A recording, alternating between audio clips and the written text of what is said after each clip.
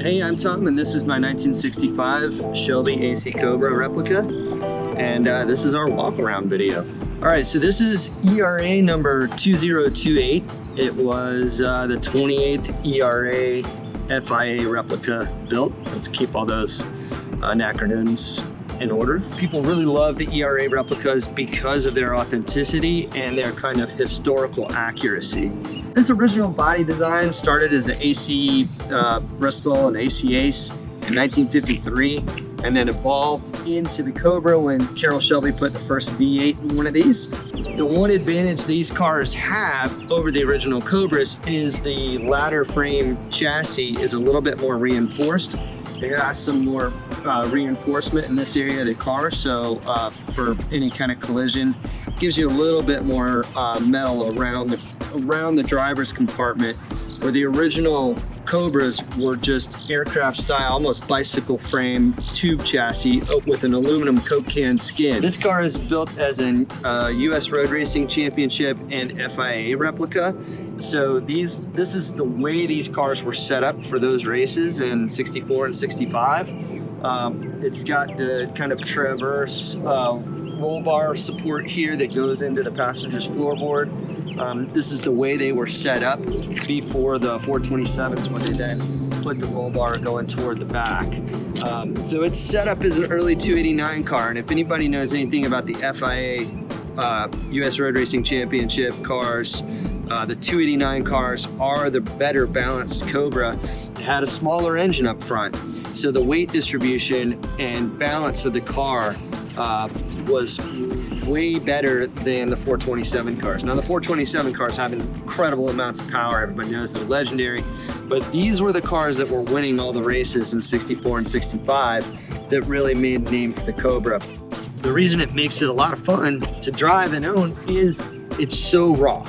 There's no power steering, no power brakes, little short shifter on it, big heavy duty clutch. So it takes a little effort to steer, drive, and enjoy. And that's one of the great things about this car, is just how raw it is.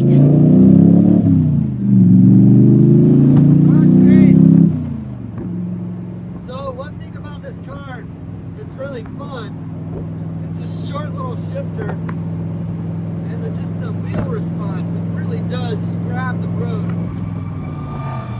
And it stops quick too.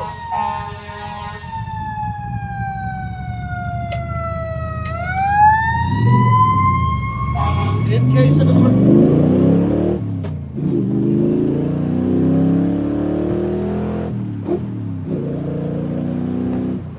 it's fast. One of the great things about the Shelby Cobra, it makes it so visceral, is it's so simple. The other cool thing about it being simple is it's very easy to maintain. Small block Ford, roller engine, kind of indestructible. Holley's 750 double pumper. You want more gas, you just step on the throttle. It's a simple T5 transmission, simple clutch setup, hydraulic throw-out bearing, hydraulic master cylinders on it. There's nothing to it. There's no heater, there's no windshield wipers. There is a windshield wiper system if you ever needed that.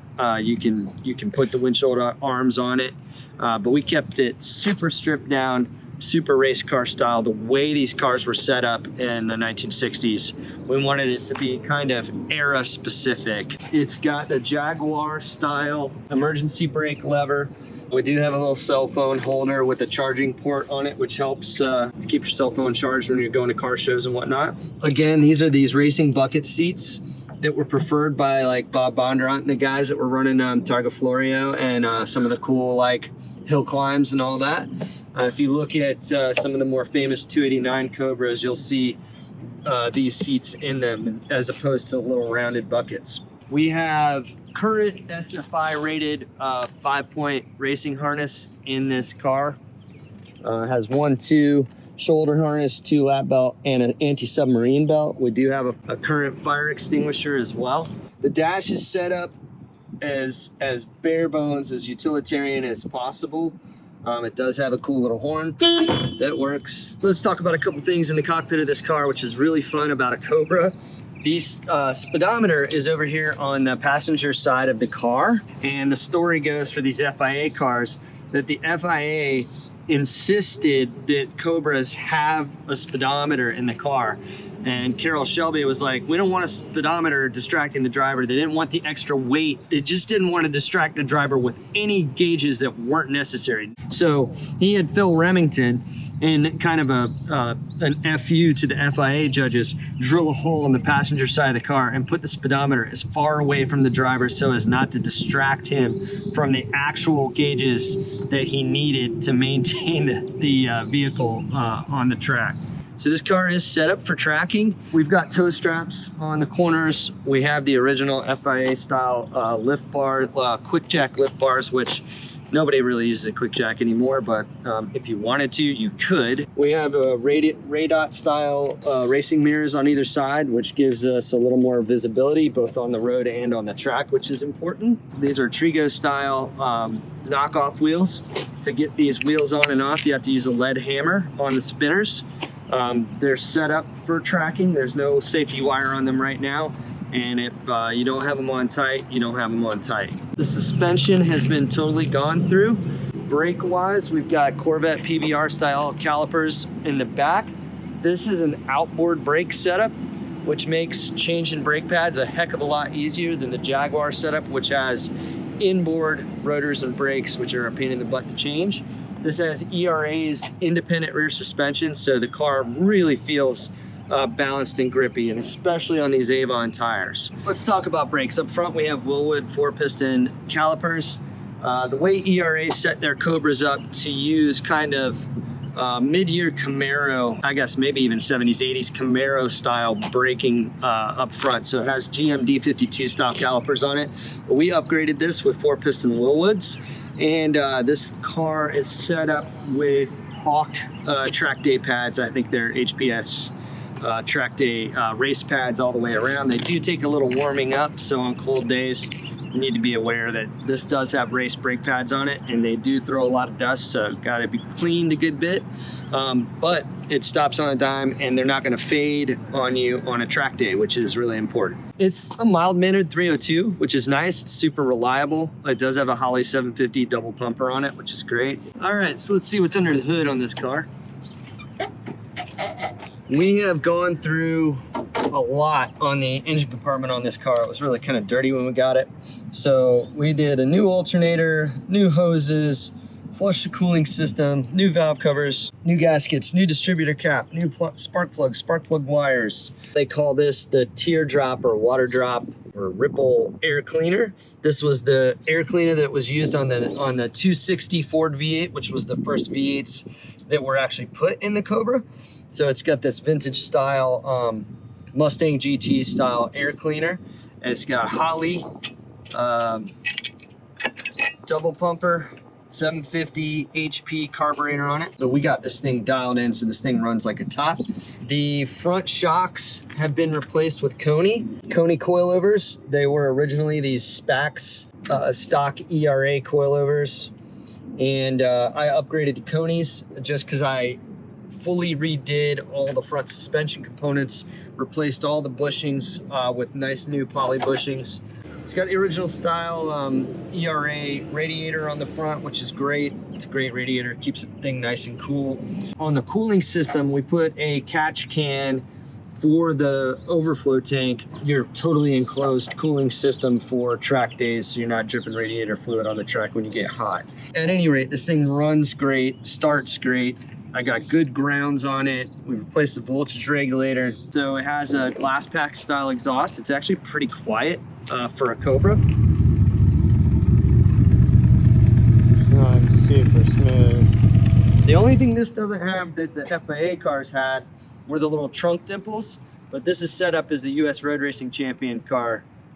Everybody knows the story about the trunk dimples. FIA had to put a suitcase in there with the spare tire, and then Ken Miles or Phil Remington or Shelby or whoever, all of this is legend and hearsay, just slam the deck lid down until the suitcase fit. If you want that deck lid from ERA, they have it too. So the fun thing about the trunk on the Shelby Cobra is it's big enough to put a body or two in. So, you know, if you needed to drive out to the desert with a shovel and a bag of lime and a body, You could pretty much get the body and the bag of lime in here, but you might have to put the shovel in the passenger seat. We've had this car for a couple of years. It's been a lot of fun. Honestly, this is one of the most fun cars I've ever driven, and it's one of the most fun cars I've ever owned. I mean, it's a car you can kind of jump in, enjoy, and really not think about a whole lot. You know, like I said, such simple mechanics. Clutch, stick, manual steering, no heater, no air conditioning. The engine's your heater. Yeah, you're just sitting on the motor, so there's all your warmth right there. There's no insulation, barely any, and this is a lot of fun. So we have done all the hydraulics. We've replaced the master cylinders. We've replaced brake calipers. We've replaced brake lines. We've redone all the front suspension components, re-powder coated them, redone all the poly bushings in the front.